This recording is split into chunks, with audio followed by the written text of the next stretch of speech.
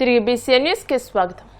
రాష్ట్రంలో డీఎస్సీ నియామక ప్రక్రియలో జరిగిన అక్రమాలపై వెంటనే సీబీఐతో విచారణ జరిపించాలని, ఈ వ్యవహారానికి బాధ్యత వహిస్తూ విద్యాశాఖ మంత్రి నారా లోకేష్ రాజీనామా చేయాలని ఎమ్మెల్సీ లేళ్ల అప్పిరెడ్డి డిమాండ్ చేశారు. తాడేపల్లి వైసీపీ కేంద్ర కార్యాలయంలో ఆయన మీడియాతో మాట్లాడుతూ స్పోర్ట్స్ డీఎస్సీ పేరుతో జరిగిన నియామకాల్లో పెద్ద ఎత్తున అవకతవకలు జరిగాయని ఆరోపించారు. ఇప్పటికే దీనిపై మాజీ ముఖ్యమంత్రి జగన్ సహా మాజీ మంత్రులు, ఎమ్మెల్యేలు, ఎమ్మెల్సీలు ఆధారాలతో సహా మీడియా ముందు తీసుకొచ్చిన లోకేష్ సూటిగా సమాధానం చెప్పకుండా సవాల్ పేరుతో మేకపోతు గాంభీర్యం ప్రదర్శిస్తున్నారని ఎద్దేవా చేశారు. విద్యార్థులకు సంబంధించి రావాల్సినటువంటి ఫీజు రియంబర్స్మెంట్ వెంటనే విడుదల చేయాలని, దానితో పాటుగా అర్హత కలిగినటువంటి నిరుద్యోగ యువతీ యువకులందరికీ కూడా ఎన్నికల ప్రణాళికలో చెప్పినటువంటి 3,000 రూపాయల్ని సుమారు 24 నెలలు కావస్తా ఉంది. ఒక్కొక్కరికి తీసుకుంటే 24 × 3 సుమారుగా 72,000 కట్టాల్సినటువంటి పరిస్థితులు ఉన్నాయని రాష్ట్ర వ్యాప్తంగా ర్యాలీలకి విద్యార్థి యువజన విభాగాలు పిలుపునిస్తే వైఎస్ఆర్ కాంగ్రెస్ పార్టీ యువతి యువకులు మాత్రమే కాదు, ఈ రాష్ట్రంలో చదువుకున్నటువంటి నిరుద్యోగ యువతగా ఉన్నటువంటి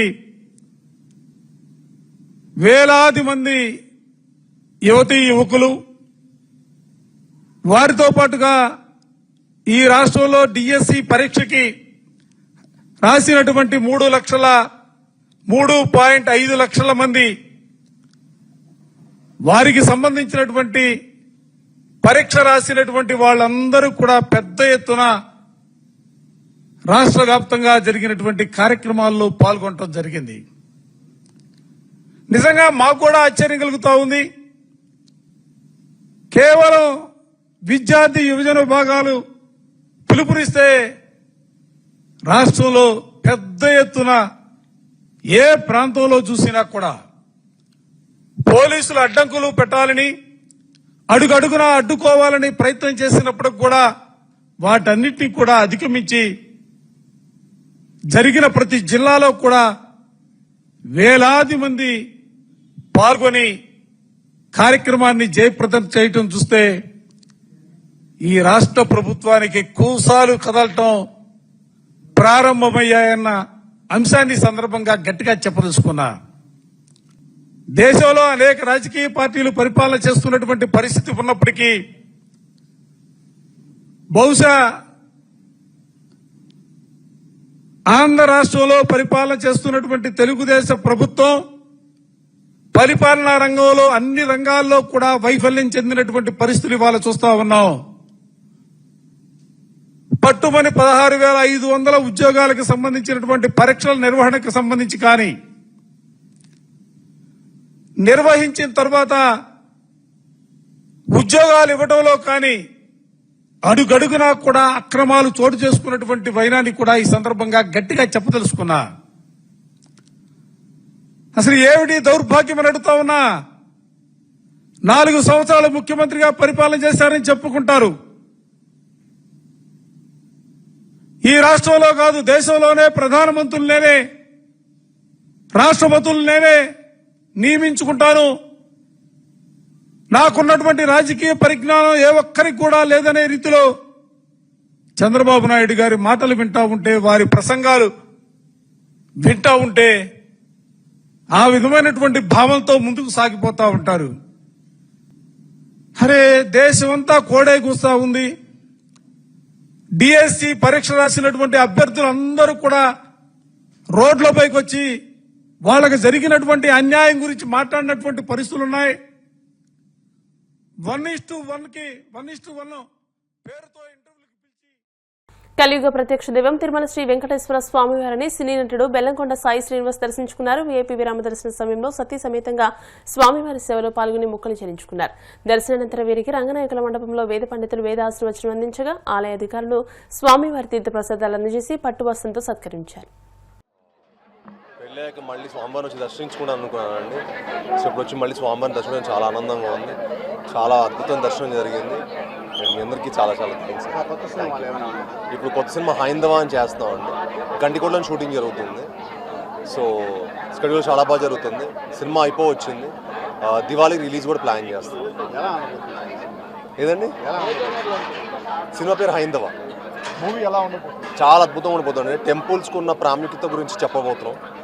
టెంపుల్స్కి ఉన్న ఇంపార్టెన్స్ ఏంటి. సో మా ప్రొడ్యూసర్ అందరం కలిసి వచ్చాం. సో మీ అందరి బ్లెస్సింగ్స్ తప్పకుండా సినిమాకు.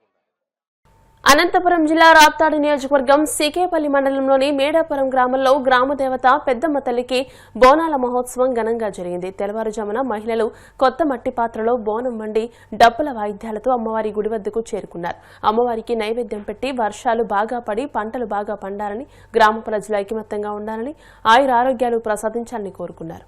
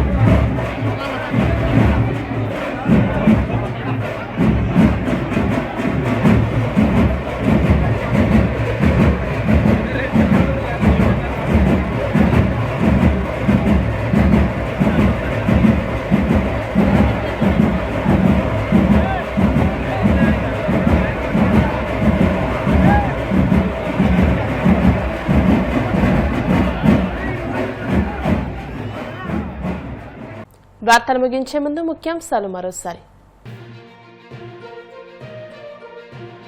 కాకినాడ కలెక్టరేట్లో వాడివేడిగా జిల్లా ప్రత్యేక సాగునీటి సలహా మండలి సమావేశం. ఏలేరు నుంచి 53,000 ఎకరాలకు 1000 క్యూసెక్కుల నీటి విడుదలకు అంగీకారం. కుప్పంలో ఇంటింటికి టీడీపీ ప్రచారంలో చురుగ్గా పాల్గొన్న నారా భువనేశ్వరి. ప్రభుత్వ పథకాలను ప్రజలకు వివరించిన సీఎం చంద్రబాబు అర్ధాంగి.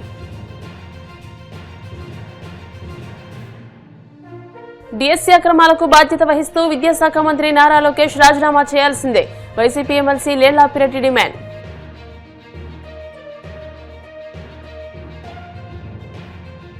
తిరుమల శ్రీవారిని దర్శించుకున్న సినీ నటుడు బెల్లంకొండ శ్రీనివాస్. ఆలయ మర్యాదలతో స్వాగతం పలికిన అధికారులు. ఈ వార్తలు ఇంతటితో సమాప్తం. మరిన్ని వార్తల కోసం BCN digital YouTube channel, Facebook page ని ఫాలో అవ్వండి. అప్డేటెడ్ వార్తల కోసం ప్లీజ్ సబ్స్క్రైబ్.